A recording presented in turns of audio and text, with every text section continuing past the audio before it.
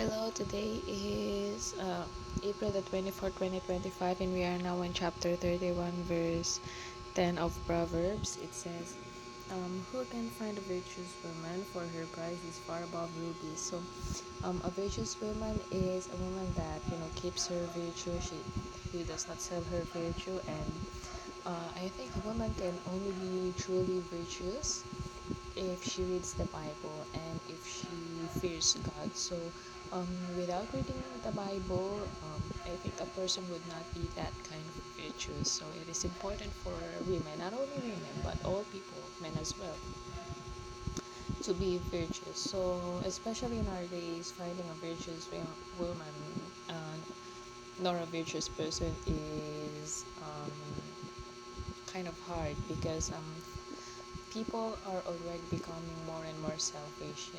People are becoming more and more wicked. People are becoming more and more um, immoral. Yeah, immoral.